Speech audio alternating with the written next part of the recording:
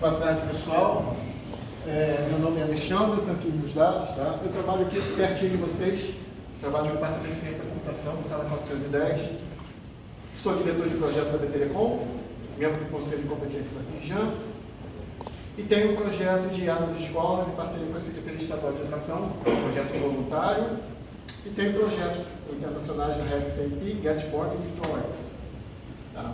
Primeiramente, também eu queria agradecer aqui a UF, a presença de vocês todos, tá? Agradecer ao Luiz, agradecer ao professor Belis pela palestra também, a professora Ana, e queria pedir para vocês se existe aqui alguém que não permita que a gente faça essa gravação. Alguém não quer ser gravado aqui? Pode levantar a mão, não tem problema nenhum. Tá?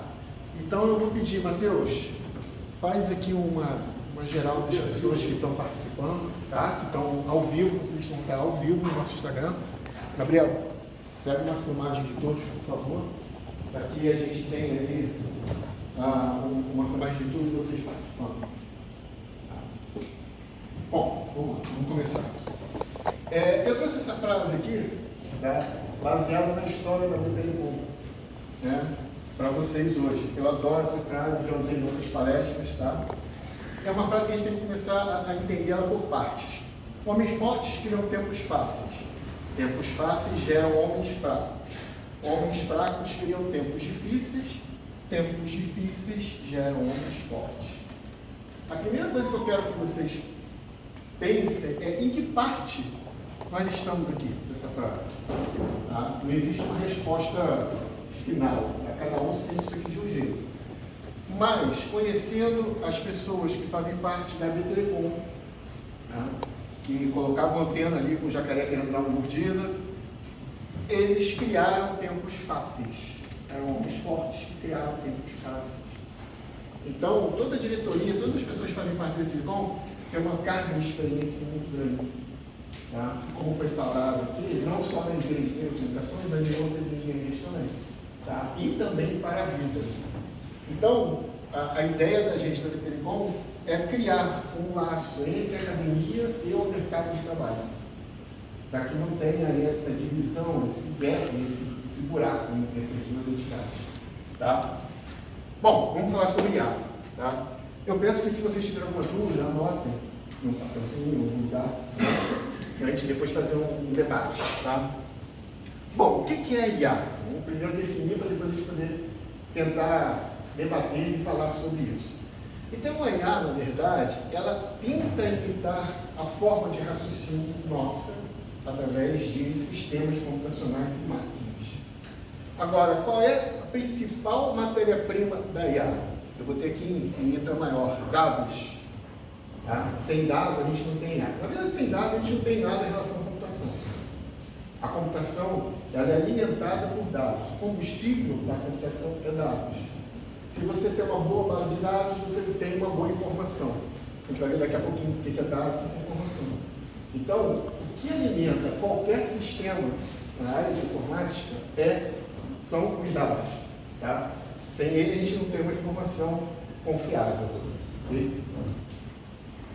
Bom, a origem da IA. Aqui eu conto a historinha da origem da IA. Tá? Essa aqui é a parte, vamos dizer, histórica. Okay? Mas eu quero chamar a atenção quando a gente começa a falar de Turing, Alan Turing. Quem foi Alan Turing? Alan Turing que foi realmente quem usou a IA de uma forma prática para resolver o problema. Qual era o problema? Na Segunda Guerra Mundial nós tínhamos uma máquina alemã chamada Enigma, que ela fazia uma encriptação dos dados para poder ser transmitido. Tá? Então, esses dados transmitidos por essa máquina tinham uma enigma numa ponta, uma enigma na outra, que encriptava e desencriptava esses dados. E Alan Turing, usando a base da IA, construiu uma máquina que pudesse desencriptar esse código. Tá? Vou depois passar para vocês um filme. Nesse filme, ele tem uma grande responsabilidade dos aliados terem ganho na Segunda Guerra Mundial. Tá? Então aqui, eu conto essa historinha do Alan Turing, um protótipo, em 1940, tá? Em que ele conseguiu acelerar o final da Segunda Guerra Mundial. Ok? E aqui eu coloco dois filmes que são bem importantes nessa área de computação, 2 filmes antigos, tá? O Jogo da Imitação e O Caçador de Androides. Quem gosta dessa área de IA, seria interessante assistir esses 2 filmes. Tá? São filmes que tratam a IA. O Jogo da Imitação é a história do Alan Turing. Tá? Esse aqui conta a história do Alan Turing durante a Segunda Guerra Mundial.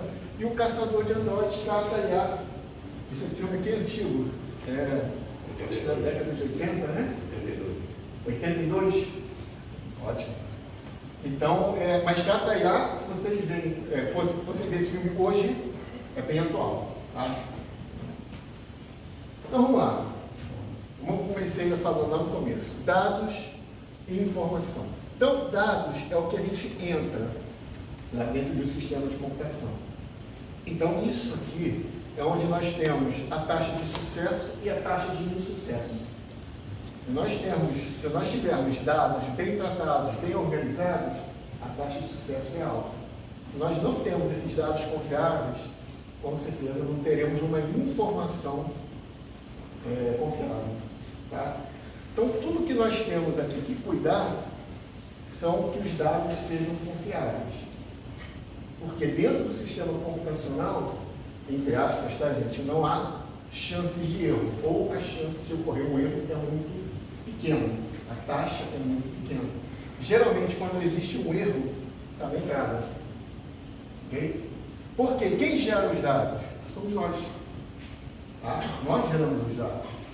Então, com certeza, a falha humana, que é aqui na entrada dos dados, geralmente é onde tem a taxa maior de insucesso. Ok? Vamos lá.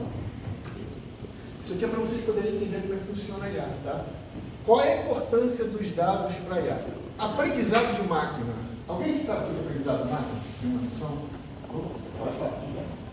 Aprendizado de máquina, que é machine learning, né? É, isso. É um processo de bater dados. Você começa pela higienização dos dados. Isso. Transforma aquele dado numa lógica neural computacional. Bota a máquina para testar, testa a máquina, retesta, testa, até você ter a garantia de que o dado vai gerar uma informação correta. E mais importante, você retroalimentar o modelo o tempo inteiro. Então, se eu tenho um dado com problema aqui, eu vou ter o quê? Um aprendizado de máquina com problemas. Tá? Sabe, a gente ilustrar isso que ele falou, vamos imaginar que a gente queira reconhecer a diferença de um gato e um cachorro. Quem pode dizer a diferença de um gato e um cachorro? Ninguém sabe a diferença de gato e cachorro. Cachorro late e gato mia não vai. Vamos supor que seja por fotos. Eu tenho fotos. Eu quero diferenciar um gato do cachorro. Qual é a diferença? A altura? Eu não tenho um cachorro pequeno nem um gato grande? Tem, mas a diferença é bem mínima. Mas não é uma diferença que vai fazer diferença. A pelagem também pode ter. A pelagem? Eu posso ter um gato pelado, um cachorro peludo, ou um cachorro pelado, um gato peludo? Pode. E aí? Ele não é o cabelo definido. Gente, tá vendo como é que é complicado para a gente definir? Como é que a gente vai ensinar o computador a diferença se a gente não consegue definir? Aí é o aprendizado de máquina, conforme ele disse.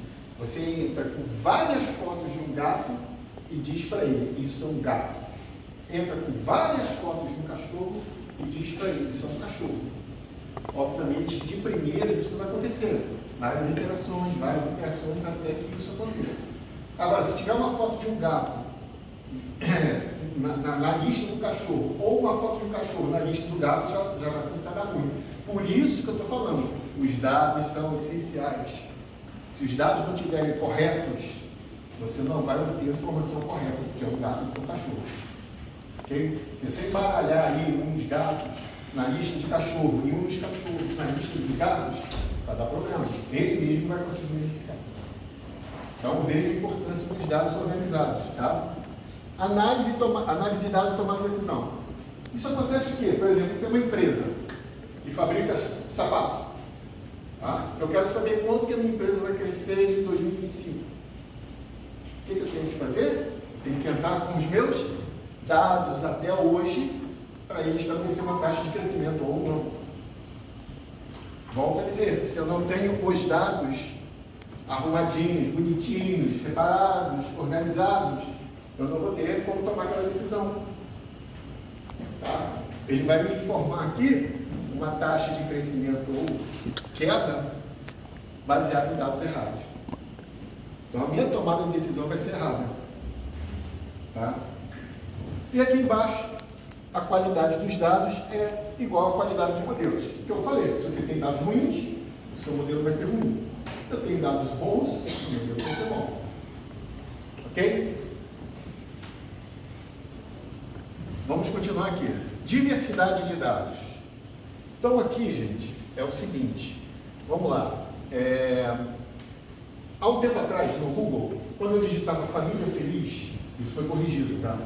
Quando eu digitava família feliz, aparecia lá um casal, né, um homem com uma mulher, filhos, loiros, de olhos claros, num dia de sol, comendo um pãozinho com a margarina. Isso aqui não é representativo, por exemplo, para nós. Nós não somos representados por essa família feliz. Tá? Por quê? Porque aqui no Brasil nós não somos, a maioria não é branca de olhos claros e loiros e tal, enfim. É uma parcela minoritária. Então, quanto mais nós tivermos a diversidade dos dados, mais assertivos nós seremos quando colocarmos aí uma pesquisa do Google, por exemplo, uma família feliz. Tá? Isso é só um exemplo, tá, ok? De como que os dados são importantes para que a gente tenha um resultado que a gente deseje daquilo ali. Né? Quando eu colocar uma família feliz, pode ter um louro, pode ter um moreno, pode ter um albino, pode ter um asiático, mas que tenha diversidade. Que todos estejam ali. Não somente loiros, de olhos claros, enfim. Ok? Personalização. Aqui eu vou contar uma outra historinha, tá? O cara vendia roupas para mulheres, tá? Então ele tinha lá de 0 a 15, de 15 a 25, de 25 a 35, de 35 a 40, de 40 em diante. Ok. Então, as mulheres de 40 em diante compravam vestidos lisos. E a mulher de 25 a 30 comprava vestidos estampados. E ele começou a passar um portfólio daqueles vestidos, seguindo aquelas faixas etárias. Mas o que impede uma mulher de 40 anos para mais não querer um vestido liso, mas querer um estampado? Né? Nada impede. E nada impede uma mulher que está na faixa de 25 não querer um vestido estampado e querer um liso. Então, aqui, a gente já vai direto no que o cliente deseja.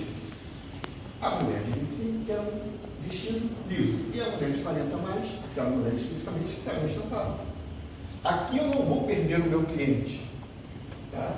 Eu vou direto naquele cliente que está precisando daquele tipo de produto. Okay? Não o que eu penso que ele quer, mas o que ele realmente quer. Então aqui também você vai atingir o quê? Uma minoria, como aqui. Então vamos aqui agora. Aprendizado contínuo. O que é o aprendizado contínuo? Foi o que ele falou. Por exemplo, do cachorro com o gato. Quanto mais eu informar para ele a diferença de um cachorro para um gato, mais ele vai aprender sobre cachorro e gato. Tá? Essas três coisas funcionam, essas três e as outras também, funcionam de uma forma coesa dentro da IA, dentro da ética e dos vieses da IA.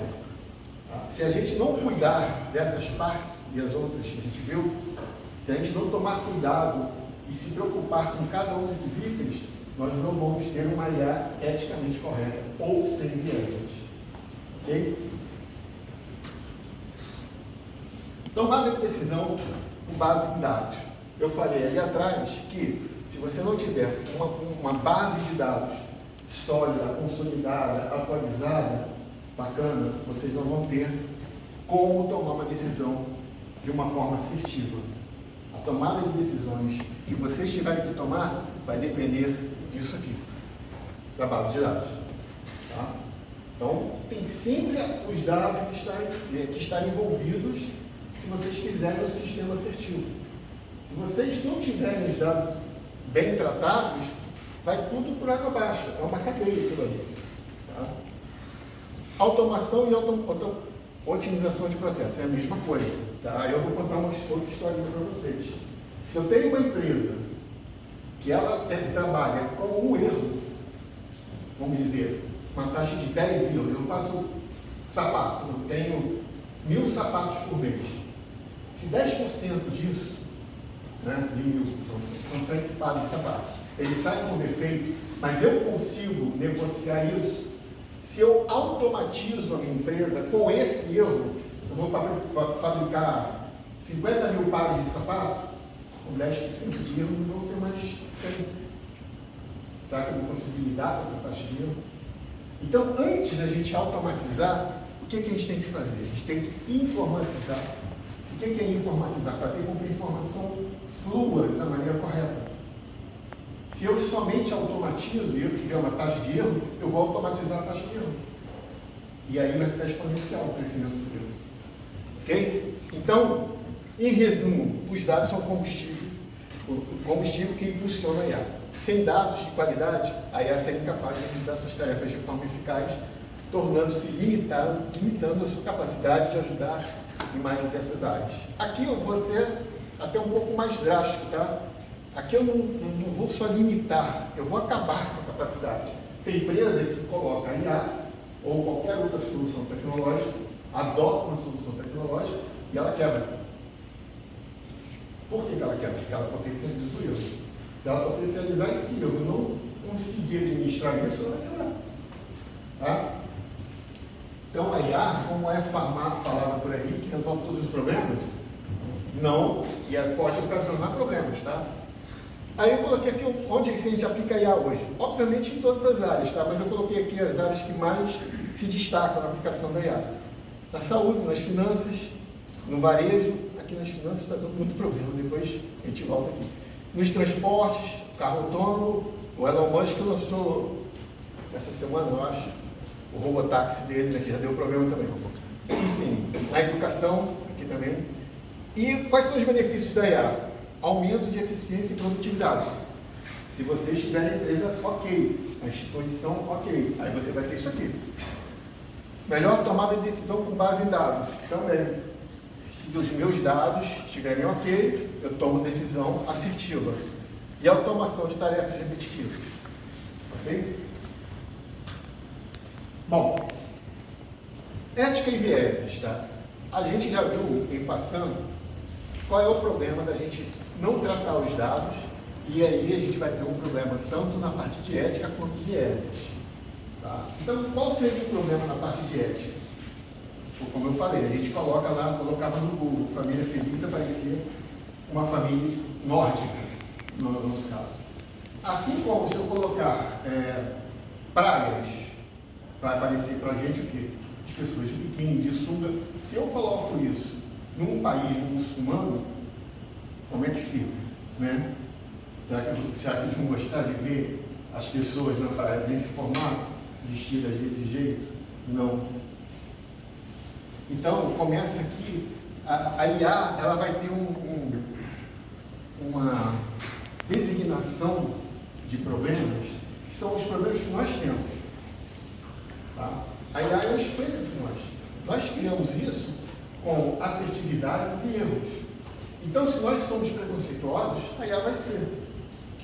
Se nós temos populações com culturas diferentes, a IA também vai ter. Isso vai ter que ser tratado. Ela não vai sozinha saber que em tal lugar a praia não é de biquíni, é de burca. Se nós não dissermos para ela, ou se alguém não fizer isso. Tá? Esse texto aqui, depois eu posso disponibilizar para vocês, é basicamente isso que está dizendo. Entendeu? Então, aqui nós temos que pensar também nos vieses, além da ética. Tá? Com maior transparência dos algoritmos. Ou seja, hoje nós não temos acesso aos algoritmos que o chat GPT usa, ou que o Copilot usa. Então, nós temos acesso. Não sabemos como é que tudo funciona. Tá? Uma ideia seria abrir isso, mas isso é uma utopia. Eles também não vão deixar. Tá? Inclusão de equipes diversificando o desenvolvimento de IA. Então, assim, vamos lá, de novo. Se eu tenho um grupo de pessoas que desenvolvem uma IA, uma cultura muçulmana, obviamente, essa IA ela vai ter o quê? Ela vai ter um viés dessa cultura muçulmana. Né? Se eu desenvolvo uma IA na Índia, essa IA vai ter um viés da cultura da Índia. Por aí vai. Então, nós estamos tendo um problema agora que a IA generativa, que a gente vai ver daqui a pouco quais são, ChatGPT, Copilot, eles estão começando a ter conflitos quando você faz algum direcionamento, cria um prompt para ter uma resposta. Só que essa IA está retroalimentando com essas respostas. Mas aí o que acontece? Por exemplo, na China você tem, sei lá, quantos bilhões, 7 bilhões de pessoas. Então, obviamente, os chineses usando mais a IA do que nós, por exemplo, o viés dessa IA vai ser muito mais tendenciosa para queimar na China do que queimar no Brasil. Tá? Bom, é para vocês começarem a pensar nessa parte de ética e vieses. Tá? Então, aqui, a gente já falou, né? Pode perpetuar preconceitos raciais, de gênero, social, vários preconceitos que nós temos. Foi o que eu falei. Tudo que nós temos vai ser espelhado na IA. Responsabilidade. Quando ocorre um erro, de quem é a responsabilidade? Né? Para quem que a gente vai perguntar ou se socorrer quando a IA gera um erro? A IA gerou um erro e eu segui o que a IA falou e minha empresa quebrou. E aí? Quem que eu vou responsabilizar? Né? Privacidade e vigilância. Por exemplo, você está no aeroporto e lá tem um reconhecimento facial e reconhece você como alguém procurado, a polícia vai atrás de você e te prende. Isso é um erro. Até onde nós somos, nós temos que estar propensos a esse tipo de vigilância. Porque hoje em dia a câmera tem em todos os lugares. Tá? Desigualdade no mercado de trabalho. Isso aqui é importante. Porque eu sempre vou falar, a IA vai tirar emprego, mas gera emprego, não na mesma taxa. Tá? Então você tem, por exemplo, um call center com 1000 pessoas. Você coloca um sistema de IA ali. Você emprega dessas 1000, 100. E as outras 900? A gente pode fazer um curso para que elas se adequem ao mercado de trabalho. Será que elas têm conhecimento, base de conhecimento para um curso, para depois estarem no mercado de trabalho? Será que o mercado de trabalho vai absorver todos? Né? Então, são coisas que a gente tem que começar a pensar. Não existe, gente, uma resposta para isso. Tá? Eu estou colocando aqui os pontos para que a gente democratize isso aqui e que dentro de um tempo, juntos, a gente consiga achar uma forma de passar por cima desses problemas. Hoje, não tem. Tá? Não tem. Isso são problemas que não têm resposta. Aí a generativa e preditiva. Aí rapidinho, só para a gente poder entender, para passar para outra parte. Generativa, ChatGPT, Copilot, Gemini, são IAs em que a gente coloca uma demanda, elabore um modelo de contrato, tá? Aí ele vai te dar uma resposta. A preditiva, você coloca ali, por exemplo, uma demanda como vai chover amanhã, aí vai te dar estatística, 10% de chance de chover, 90% de chance de fazer sol. Então aqui, ele não vai te dar uma resposta na lata, ele vai te dar uma resposta por estatística. Aqui ele vai te dar uma resposta única. Tá? Essa é a grande diferença desses dois tipos de IA. Aqui, a gente vai começar a viajar um pouquinho na lente. Tá? Inteligência artificial geral, AGI. Então aqui é o que todo mundo está com medo que possa acontecer. Tá? Uma IA que seja geral, que tome conta das nossas vidas, que faça todos os sistemas estarem conectados e que gerencie todos esses sistemas conectados. Tá? Aqui, a IA estreita que nós temos hoje, aqui cada sistema tem a sua IA estreita, para fazer com que as tarefas sejam específicas e limitadas. Então eu vou ter uma IA para poder gerenciar as finanças, outra na área de educação, outra na área de saúde. São coisas separadas e limitadas. Aqui, uma IA vai gerenciar tudo. Ok? Aqui é a limitação da área estreita, tá? Não possui consciência, emoções, habilidades gerais para resolver problemas na área complexa. Então aqui é uma IA que não tem emoção nem habilidade. Aqui ela pode não ter emoção também, mas gerenciar tudo, tá? Essa parte de emoção aqui, eles colocaram como algo a mais, mas para uma IA geral não é necessário que tenha emoção também. Ok?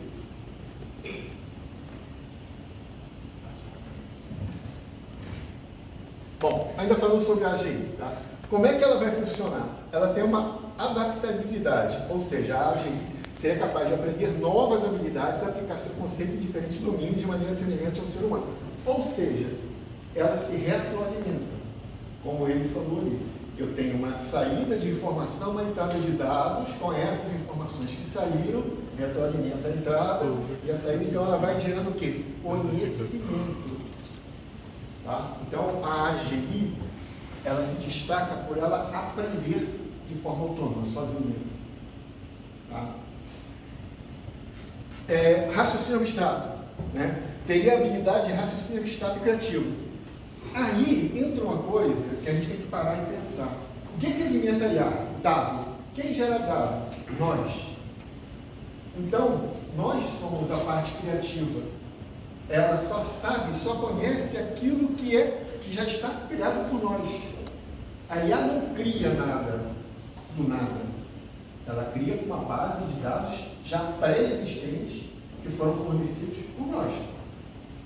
Tá? Então, essa parte da IA criar, ela pode criar conectando coisas que já existem dentro dela. Tá? Dados já pré-existentes.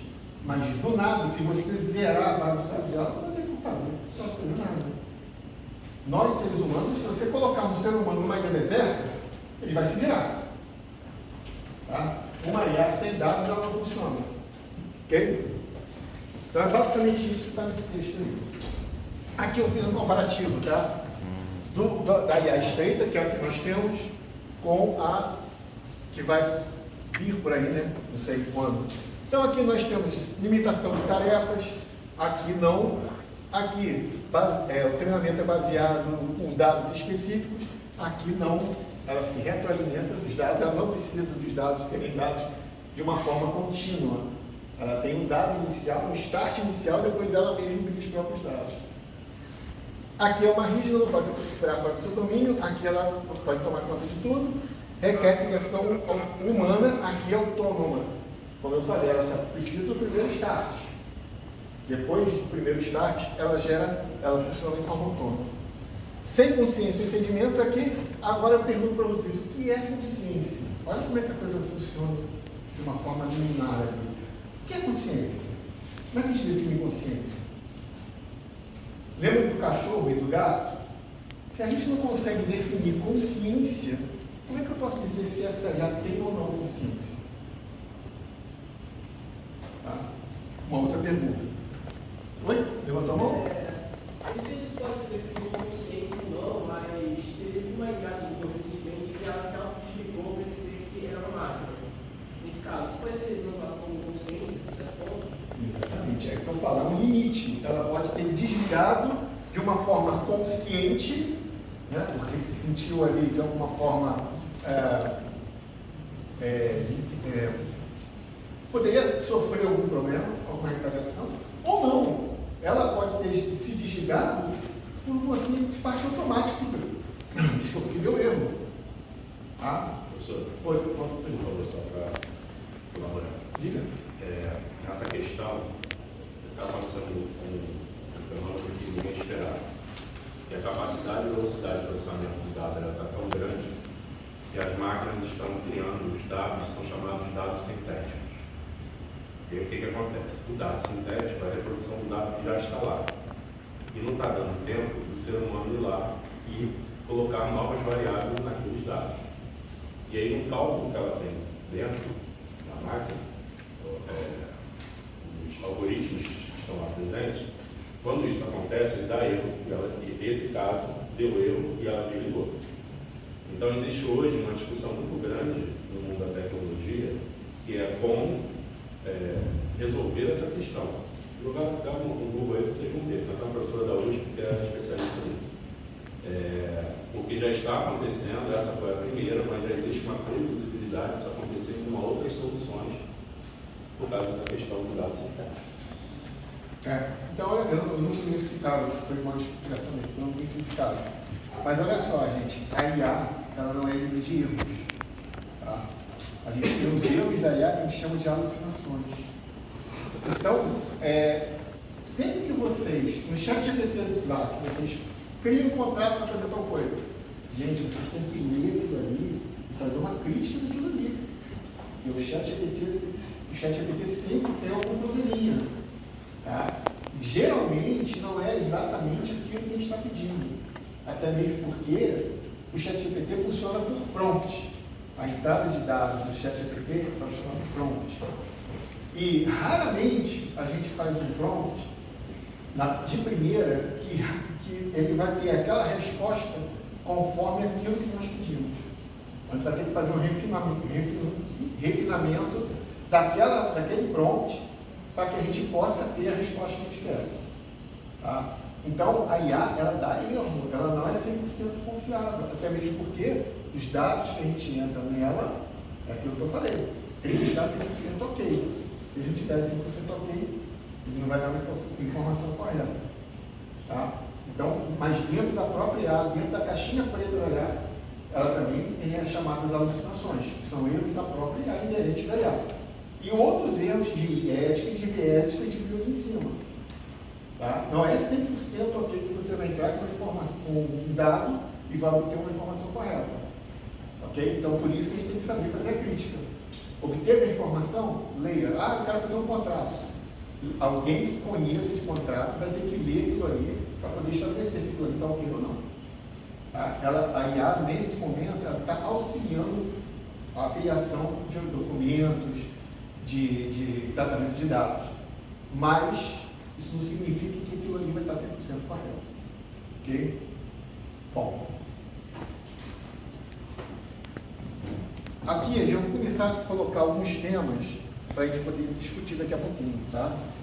Aqui eu estou falando da AGI de novo, em que a gente, para desenvolver essa tecnologia, tá?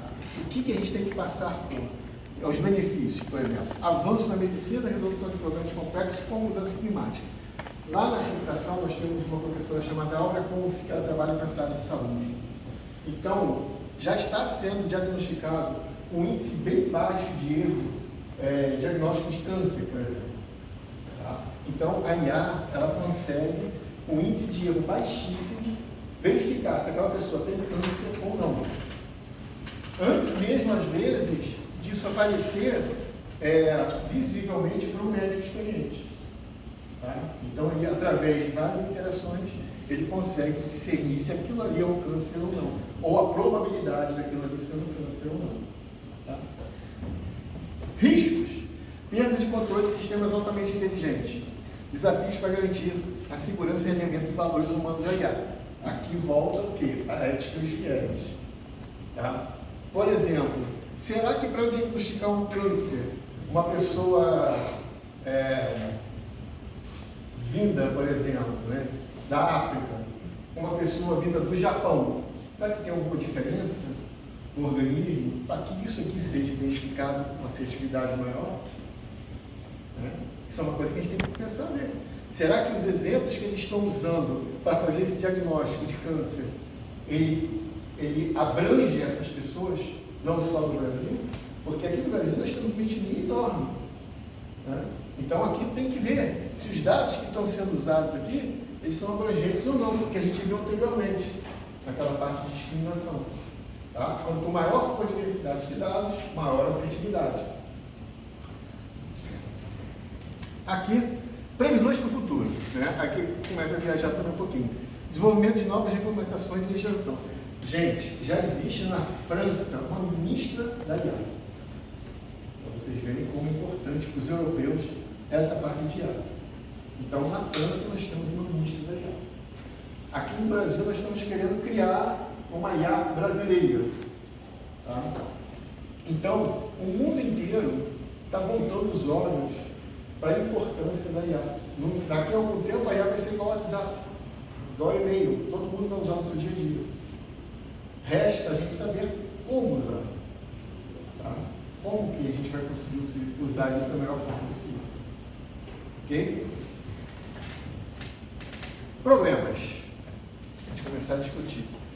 Benefícios da IA atual e desafios. A IA versus criatividade. Quando eu crio alguma coisa na IA, isso pertence a mim, a plataforma que eu usei, a quem pertence? Né? Questões éticas, como a gente já falou. O futuro, mas com cautela em relação à IA geral. Como garantir que a IA seja usada de forma justa e ética. Isso aqui é um resuminho, tá? E quais seriam as implicações de uma IA para a humanidade? Isso é para a gente pensar, não tem resposta para isso.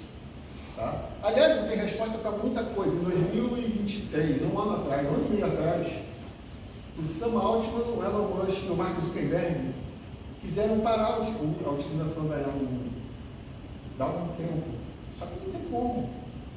Mas se esses três caras tinham medo na época, e hoje também devem ter, do que vem por aí, hoje, um ano e meio depois, a coisa deve estar muito mais aprofundada do que antes. Tá? Então, esses dilemas aqui não são de hoje, não. Tá? Esses dilemas aqui vêm de um tempo aí. Atrás, pelo menos um ano e meio. Aqui eu desmiucei um pouquinho mais daqueles problemas que a gente viu antes. Perda de emprego. Tá? Como eu falei, não era a mesma taxa, que pessoas são demitidas por causa da IA e são admitidas. A discriminação, também por causa dos vieses. Os ataques cibernéticos, depois eu vou passar um slide aqui, e mais dados relativos a PIX estão sendo usados, tá? Sofreram um ataque cibernético. E erro de sistemas que podem, aqui eu falei das alucinações. Então, qualquer sistema tecnológico pode ter alucinação.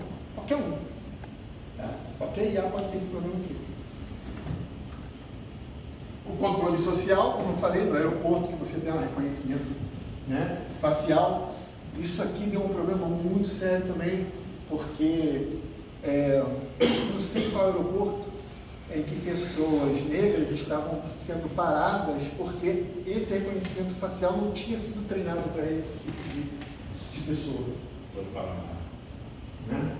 E a mesma empresa que tá, o pessoal do Fortaleza, Futebol Clube do Ceará, estava usando para tentar identificar criminosos, quando eles estão no Maracanã através de visão computacional, eles tiraram, deram um passo atrás, porque estava com viés de pessoas negras serem criminosos. Tá? Isso aqui é um problema muito sério, tá, gente? É muito sério. Tá? A originalidade, né? Como eu falei, quem é o autor de uma obra quando você cria através de uma IA? Principalmente se for baseado em outra. Até onde uma obra é dita criativa se ela tem parte de outra obra. Isso acontece em música. Acho que até 10 segundos, eu não sei. Se você usar de uma outra música, pode passar, mas mais de 10 segundos aquilo ali já é plágio. Enfim, né? Tem trabalhos escolares também, a mesma coisa. Então, vejam vocês que isso aqui é um outro problema da nossa sociedade, que a IA também tem. Tá? Disparidade. Tá? Aqui, gente, eu dou aula, tem aquele projeto de IA nas escolas, na escola Olímpio Leal, pertinho. Então, eu vejo que existe cada vez mais uma separação entre as pessoas que têm acesso à tecnologia, a IA é uma delas, e as pessoas que não têm. Então, isso está criando o quê? Está criando um vácuo entre essas pessoas. Isso não é bom. Tá? Essa parte também não é boa. E aqui a desinformação. Por quê? Porque às vezes alguém coloca uma informação errada, isso vocês estão cansados de ver, ou uma informação com viés, né? E aquilo ali é disparado hoje em dia de uma forma muito mais rápida. Né? Antes você tinha que ler um jornal para saber o que aconteceu no dia anterior. Hoje você sabe de um míssil que caiu em tal lugar em minutos de diferença. Okay? Então, quando você joga uma informação que é errada, ou incompleta, ou enviesada, o mal que aquilo ali faz, mesmo que alguém passe a informação correta depois, não é a mesma coisa. Tá? Para alimentar mais ainda o nosso debate. Desenvolvimento de leis e regulamentação específica para a IA. como eu falei, já existe na França uma ministra da IA e o bloco europeu já está muito à frente na regulamentação de uma IA, da IA. Tá? E já tem lá basicamente tudo estruturado para regulamentar a IA. Conscientização, né? Ou seja, aqui é a parte de direitos autorais. Até que ponto, né, como a gente estava falando, aquilo ali é meu, aquilo ali pertence à IA ou quem, enfim, ao OpenAI, enfim, ou ao criador original. Porque, como eu falei, tudo da IA é baseado no dado original. Ok? Desenvolvimento de IA para sistemas mais transparentes. Isso aqui é uma utopia, né? Porque esses sistemas aqui nunca serão totalmente transparentes. É igual a fórmula da Coca-Cola, ninguém sabe. Tá? Promoção de diversidade na IA, aquilo que a gente já falou aí atrás também. Isso é importantíssimo para a gente não ter viés. E aqui, foi o que eu falei da escolinha também, que eu dou aula ali no projetinho que a gente tem. Tá? Para promover o acesso à tecnologia e a democratização da tecnologia. Né? Nem todo mundo hoje em dia tem um celular com acesso à internet para acessar, por exemplo, o ChatGPT. Tá? São poucas as pessoas que têm isso. A base da pirâmide nem sonha com isso. Aqui eu trouxe duas notícias bem... Isso aqui foi de ontem, tá? Aumenta os vazamentos de dados de chaves Pix, diz Banco Central. Gente, volto a dizer, o que é mais importante no nosso mundo? Dados. Vejam quantas vezes acontecem vazamento de dados. Para quê? Para serem vendidos. Para que alguém vai vazar dados? Para serem vendidos. Esses dados são vendidos. Tá? E depois, o que acontece? Muitas empresas compram esses dados e ficam ligando, entrando em contato com as pessoas através dessa massa de dados que foi comprada. Então, às vezes, você recebe ligação de não sabe quem. Como é que você conseguiu o meu número? Através dessa compra de dados por causa desses vazamentos. Isso é uma coisa muito séria que acontece, tá? Com os nossos dados. E aqui, né, é um pensamento que eu deixei para o final, que um cara, ele gerou uma inteligência artificial baseada nos dados que ele tinha vivo. E tem uma empresa que gera esses dados para que os familiares comecem a conversar com as pessoas depois que morrem. Eu não sei se vocês conhecem a história do navio de Teseu. Alguém conhece? Ninguém conhece o navio de Teseu? Então vamos lá, vou explicar para vocês rapidinho. Existe um navio, tá, que era utilizado por Teseu. Estava no museu. E sempre tinha uma parte da madeira que ficava ruim e eles iam trocando a madeira. Chegou um ponto que eles trocaram todas as madeiras do navio de Teseu. Esse navio ainda é o de Teseu? Ou não? É uma coisa para a gente começar a pensar. Essa IA que está sendo utilizada pelos familiares é essa pessoa que morreu? Ou não? Né? Como é que fica? E como é que fica essa pessoa que morreu? Será que ele realmente queria? Vamos pegar outro exemplo, tá? O comercial da Kombi, da Volkswagen, todo mundo viu? Né? Quem que estava ali no comercial da Kombi? E mais? Elis Regina e a filha, né? É Maria Rita. Maria Rita. Então, será que a Elis Regina cederia os direitos dela para aquele comercial? Discussão dela. A Madonna fez no testamento dela um tópico ali que ninguém pode usar o nome ou a imagem dela depois de morta. Ou seja, até ela morrer, essas imagens aqui podem ser utilizadas. Ninguém pode gerar algo novo depois que ela morrer. Tá? Então já está começando a ser criado uma formatação de pedidos, de declarações das pessoas depois de morta, o que pode ou não pode fazer com os dados dela. Depois que uma pessoa morre e tem no Facebook, de quem são esses dados? No LinkedIn, no Instagram, Twitter. Quem que gerencia esses dados? Quem que tem acesso a esses dados? O dono da plataforma? Quem que já recebeu um e-mail da Meta dizendo que vai usar os dados da IA, da Meta? Eu já recebi. Ó, meus seus dados são meus que você colocou no Facebook. Eu não coloquei no Facebook para ser usado pela IA. Eu coloquei no Facebook para alguém que eu conheça ver aquilo ali.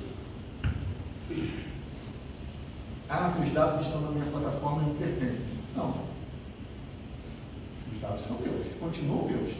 Eu coloquei aquilo ali utilizando o meio para alguém ver. Então, se eu fizer um documento no Word, pertence à Microsoft. Se for por essa ideia, todos os documentos criados no Word até hoje são da Microsoft. Tá? Então, gente, essa discussão, né, esse debate, ele tem que ser feito para que a gente tenha uma base de conhecimento, de noção, de expertise, experiência para poder discutir isso, para poder achar uma solução para isso, tá? Porque a gente tem que achar, não pode deixar do jeito que está. Do jeito que está, com certeza vai dar uma, tá? Bom, eu deixo aqui uma outra frasezinha que eu gosto muito. Não é o mais forte que sobrevive, nem o mais inteligente, mas o que melhor se adapta às mudanças. Então vamos nos adaptar às mudanças. Nós temos que nos adaptar à mudança. O ser humano é adaptável. Nós estamos aqui até hoje porque nos adaptamos. Senão não estaríamos aqui. Ok? Obrigado pela atenção.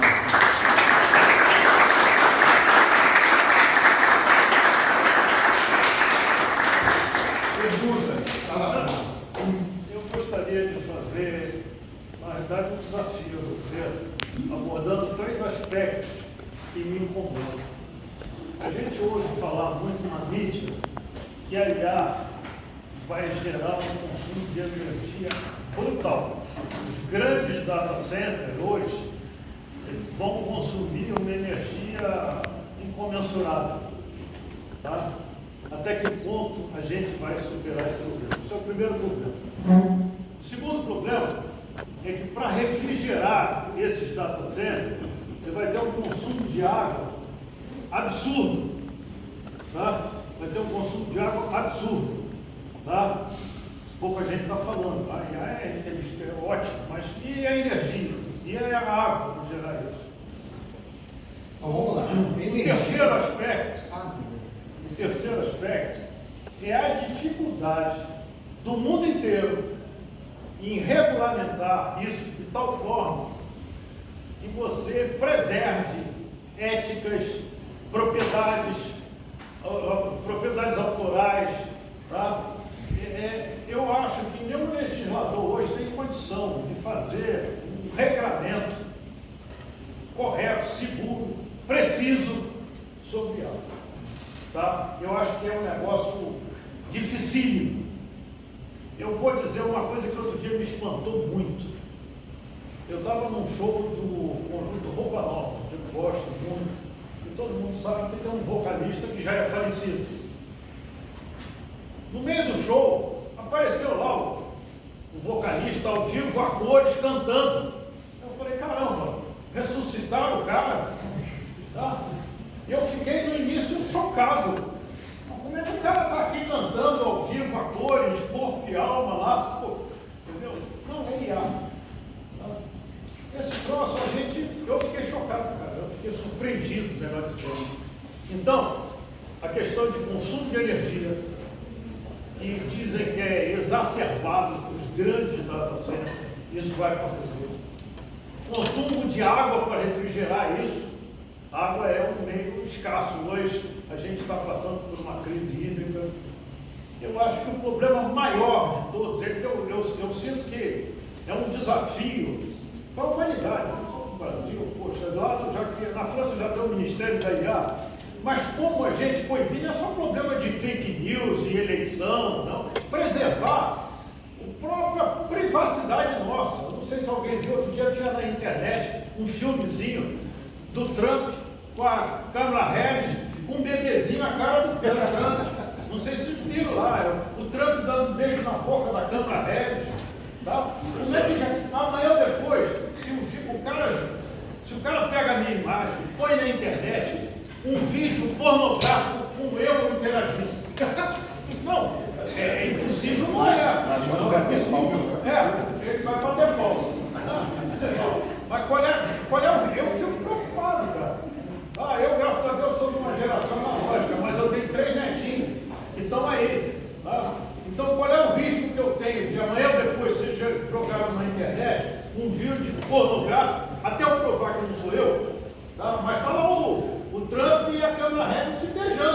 boca. Tá? Isso todo mundo viu, isso pareceu, poxa, isso.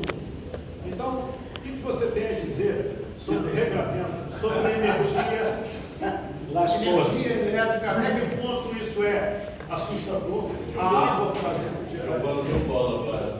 Deixa eu só fazer um comentário dessa semana que ele falou. Eu tive a oportunidade de ir na Esfera, daquele grupo que eles fizeram lá na Esfera. E aí fizeram uma semana de moda impressionante. Eles botaram o Michael Jackson, o Fred Mercury, uma série de outros, Prince, uma série de outros artistas que está rodando, de vários outros artistas desfilando. Mas não é que você fica na dúvida se é o cara ou não, você acredita que é o cara, porque além de ser muito perfeito, ele ainda leva os trejeitos, que é o que o professor apresentou aqui, da pessoa que morreu. Você, quem conheceu, quem viu, né, os artistas e acompanhou a carreira, você observa a forma do cara andar, dele olhar, de mexer no cabelo. É um troço assim impressionante. É assustador. Antigamente, mas a voz, cara, a voz cantando. a voz eu acho que é até mais fácil para ele, mas nem os trejeitos. E a forma do cara andar, se fosse. É assim. Tem 3 dimensões no palco, cara. Você não viu, antigamente assim, você de holograma, né? Você viu uma luz atrás da imagem, o negócio parecia um fio vindo aqui em cima. Não tem nada disso, é uma pessoa andando assim, você está aqui e ela está andando ali no corredor. Você imagina só essa questão da energia. São Paulo está faltando energia. Se você põe tudo, controle de trânsito, poxa, toda a parte médica que é uma banda, com esse controle, se você põe tudo em inteligência artificial, como é que vão ficar os dados certos? Então, vamos lá, vamos por partes, né? A primeira pergunta foi a parte de energia, né? Parte de energia. Nós temos energia nuclear. Tá? Então, assim, temos uma solução. É a melhor, é a pior? Aí é outra discussão. Temos uma resposta. Não sei se é melhor, não sei se é pior, tá? Mas a energia nuclear supre isso daí. O resfriamento, nós temos água do mar, que para resfriar serve, não serve para beber, mas para resfriar serve. E a água do mar, né, Na infinita. estação de desalinização lá no Nordeste. Tem estação de Já se deu. for o caso. Né? Mas, enfim, agora vamos à parte da ética, né? É o que eu falo. A ética, gente, da IA é a mais importante coisa a ser discutida. Você criar uma IA, gerar uma IA, isso tudo não é difícil. Né? Você tem que ter a parte técnica ali, mas não tem problema. Agora, a decorrência disso que é o problema. Eu vou jogar mais lenha na fogueira do que vocês dois falaram. Nós temos agora os novos robôs da Tesla. Né? Vocês jogarem no Google, vocês vão ver os vídeos dos novos robôs da Tesla. Optimus Prime, né? Está quase ali. Bom, vamos imaginar que a gente pega um robô desse, joga os dados de alguém que morreu e caracteriza esse robô dessa forma. E aí? Davi de Teseu, é a pessoa ou não é? Não sei. Será que aqueles dados que foram coletados da pessoa que morreu e injetados nesse robô, com a parte facial igual, com tudo igual, não é aquele que morreu? Ué, não sei. Pensa igual, age igual, é igual? Não sei. Estão vendo que existe um emblemático problema para a gente resolver. Um problema sério. Não precisa ser, basta convencer em grupo A mulher para aquela certa. finalidade de interesse de quem está apresentando o robô. Exatamente. Ou seja, a gente está sujeito a ser ou enganado sempre. Sim. Sim. Então, a gente entra num dilema humano da sociedade. Volto a dizer, a IA é um espelho da sociedade. Esses dilemas não são da IA, são nossos. Esse navio de Teseu, se você jogar no Google, é uma coisa antiga, não é de agora. A gente está começando a pensar nisso agora por causa da IA. Tá? Então, esses problemas todos, esses dilemas todos, são nossos. A IA só deu uma outra visão para esses problemas. Mas esses problemas são nossos. Nós temos que resolver, nós seres humanos. E a gente jogou isso para a IA. A IA só falou, isso aqui existe. A pessoa quando morre, o que é feito com os dados dela? Isso já tem tempo, desde o Orkut. Ninguém conhece o Putin, mais a geração do Putin. Mas eles vão ver no Google o que é, te garanto. Se estiverem as curiosidades, eles vão olhar no Google. Se não tiver, a gente já vem fazendo isso. Oi, pode perguntar. Em relação àquela coisa que você fala sobre venda e compra de dados, isso pode estar relacionado com os termos de uso também? Porque, tipo, se for isso aí, o meu está tentado em essa classificação ainda está na sociedade Disney. A pessoa não pode processar um lugar, pois ele vai ser na Disney Plus e falar que não pode processar. Sim. Olha só, quando você tem, eu vou contar uma outra história que aconteceu no Facebook, tá? Quando você tem, por exemplo, você faz uma pesquisa e todo mundo sabe, eu quero comprar uma bicicleta. Você faz uma pesquisa de compra de bicicleta, o que você vai ter 5 minutos depois? Um monte de oferta no Google, no Facebook, no LinkedIn de bicicleta. LinkedIn não tem LinkedIn, mas no Facebook, enfim, de bicicleta. Então isso aconteceu há muito tempo atrás, com uma mulher que estava grávida, pesquisou enxoval e depois perdeu o bebê, o filho dela, e ela continuou recebendo propaganda de ofertas de enxoval. Isso criou um problema sério para ela. E aí, quem é o culpado? Facebook? Ou o cara que está gerando a propaganda? A empresa da propaganda? Quem é culpado? Eu falei um pouquinho antes da palestra. Quem é culpado quando acontece um erro na guerra? Nós não temos uma regulamentação para isso. Então, o primeiro ponto é Quase ninguém, né? Não, a França já tem, a Europa já está bem encaminhada mesmo. Mas nós aqui não conseguimos nem ter uma coesão de ideias para gerar essa regulamentação. O que nós temos é uma preliminar muito mal feita disso. Por quê? Porque não tem o debate. Por que não tem o debate? Porque o debate que tem, a base de conhecimento é muito baixa para ter um debate em alto nível, para solucionar o problema. As pessoas, é igual na época da Covid, da pandemia. Todo mundo virou médico, infectologista, todo mundo sabia como cuidar da Covid. Mas não, nós temos que procurar a informação correta. Se nós não tivermos a informação correta, volto a dizer lá atrás, se a gente não tem o dado correto, a gente não vai ter a resposta correta. Então nós somos responsáveis por aquilo que a gente está colocando nas pessoas. Se a gente dissemina uma informação ruim, vai ter pessoas com pensamento que não está legal. Então nós temos que disseminar informação boa para poder democratizar o conhecimento. Todo mundo tem acesso ao conhecimento. A gente viu ali que nem todos têm acesso ao conhecimento. Nem todo mundo mais tem acesso ao celular com a internet funcionando para poder pesquisar, para poder ver o que é. E mesmo na internet tem um monte de informação errada. Então nós temos que pesquisar na internet a informação correta para poder entender, para poder ter base, para poder discutir. Professor, na verdade, o que está acontecendo sobre esse aspecto é uma questão muito interessante, é exatamente isso que o professor Alexandre comentou. Agora, na segunda quinzena de novembro, vai ser votado pelo Conselho da Comunidade Europeia o texto que foi aprovado em março pela Comissão Europeia, que essa ministra francesa é a líder desse trabalho, para que seja aplicado, se o texto for aprovado, ele vai ser aprovado, porque isso é acordado antes, né? E aí vai ser uma regulamentação para a comunidade europeia que tem vários aspectos, o pacto do mercado trabalhista, uma série de coisas, das questões de ética e tudo mais. E ele tem alguns objetivos que é de tentar, de forma igualitária, colocar todos os países do bloco nas mesmas condições para a largada da competitividade da atividade de lá no longo tempo. E aí, o que o governo brasileiro está fazendo com os outros governos do mundo, inclusive o americano? Assim como aconteceu com a LGPD, a Lei Geral de Proteção de Dados, e a primeira versão foi europeia também, que essa discussão que o professor está trazendo, como ele mesmo disse, ela é muito antiga, essa discussão de blindar os dados. Então já teve uma LGPD para isso. E quando teve foi a mesma coisa, só que o americano também fez, mas o mundo copiou. O Brasil, a nossa LGPD é um misto das duas. A europeia, um olhar muito para o cidadão, a americana muito para as empresas. Aqui no Brasil a gente fez o misto, temos a nossa. Na questão da IA, o mundo tende a fazer a mesma coisa. Com a votação de todo o texto agora aprovado, o mundo vai conhecer a fundo. E, na verdade, alguns governos já avançaram nisso, porque essa europeia é uma cópia da Alemanha de 2018, que está aí para todo mundo ler no Google.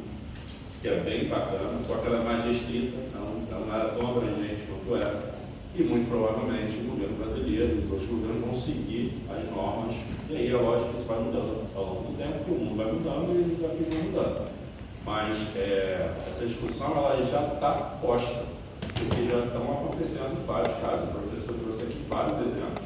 Se a gente jogar no Google, vai encontrar vários outros, de pessoas que estão sendo prejudicadas de uma forma ou de outra, porque não tem uma regulamentação. E aí é aquela história, se não tem a regulamentação, não é proibido. Se não é proibido, a empresa vai fazer. Até que alguém diga para ela que não pode. E a gente, como sempre, vai copiar alguma coisa de alguém. Tá? E o que é bom para a Europa, né, sempre diziam isso, né? Mas antigo vai lembrar, o que é bom para os Estados Unidos é bom para o Brasil. Não é.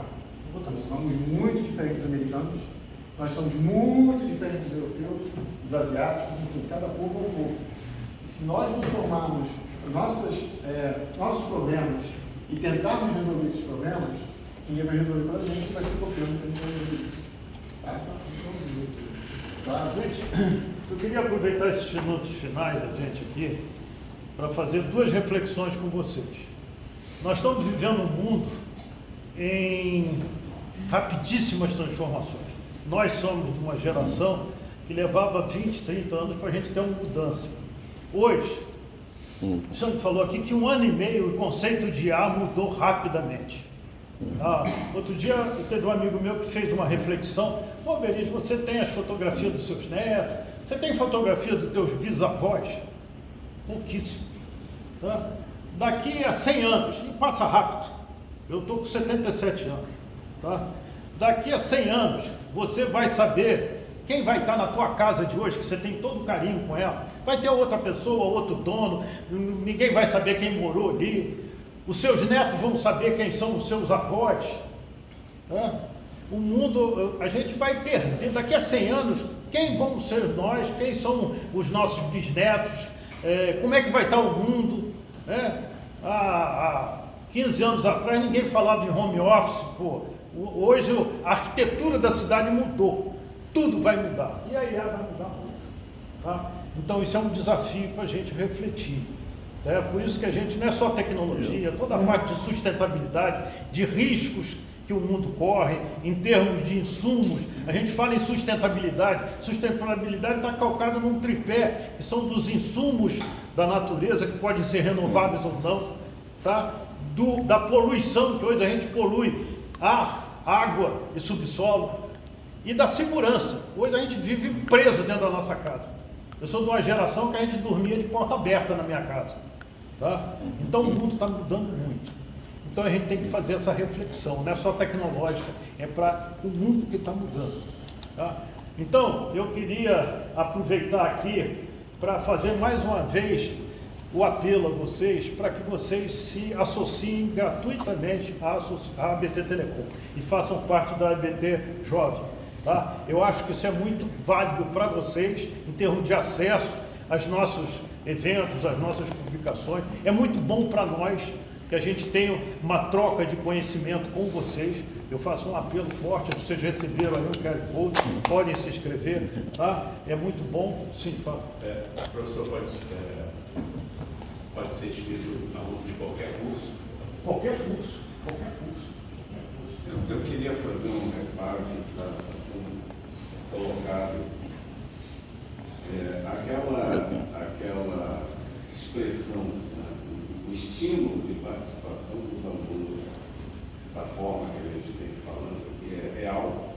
Agora, a estrutura de não ter ônus, ela é definitivamente colocada para todos os que têm um período estão cursando o primeiro ano, vamos dizer. Pode ser calor, pode ser. Para não ficar aquela impressão, que não é o que a gente quer dizer, fechando o último semestre do curso também pode ser associado. Quem está sendo testado numa empresa, finalizando no estágio, quem acabou de tem que buscar uma forma de remunerar a participação. isso tem que ser colocado como Ao se formar, aí você se associa um associado como qualquer um de nós. Aí parte a fazer parte oficialmente do quadro de associados. No quadro de associados a gente tem um espaço no Zap de associados, onde cada um publica papers técnicos. A gente se exime de qualquer colocação ideológica. A gente não pretende fazer nenhuma política na nossa associação. Não, o estatuto diz. O estatuto reza. Estabelece, não é uma discussão política, religiosa. Nem religiosa, nada disso. Mas a gente tem colegas nossos que diariamente publicam artigos interessantíssimos, publicações. Tem colegas nossos que ficam o dia inteiro fazendo pesquisa sobre, um deles é esse aqui, tá? Sobre A, ele é capitão disso. Tá? Então, gente, a gente gostaria de fechar a nossa apresentação aqui com esse apelo, tá? Que a gente vai ficar muito feliz se vocês se associarem. Eu, enquanto ex-aluno aqui, e um fã ardoroso da Meta, das incubadoras aqui, e no meu departamento de telecomunicações, que eu tenho grande carinho, tá? A gente está aberto a colaborar, participar, discutir, tá? E ideias, só ideias novas. Tá? Então, esse é o último recado que eu particularmente gostaria de deixar aqui. Agradecer muito a atenção de todos vocês. A gente fica muito feliz com essa plateia, com essa atenção de 2 horas e pouco de todos vocês aqui. A gente teve um recorde aqui em inscrições, parece que tivemos 80 algumas inscrições. Isso significa, a gente fica muito feliz, tá? E a gente tem uma interação muito forte aqui com o Zé Rodrigues, tá? O Zé Rodrigues foi meu professor no doutorado aqui na UF, tá? Então, é muito bom que a gente troque figurinha aqui, tá? Mais uma vez, obrigado a todos vocês. Não sei se o Alexandre quer falar alguma Eu coisa, quero ou falar Luiz. o seguinte. Então, o nosso... Fantástico ter 81 inscrições, entraram aqui umas 60 pessoas e até agora só saiu 3. Isso dá uma medida da paciência de vocês, da qualidade do que está sendo. Obrigado, gente. Muito obrigado.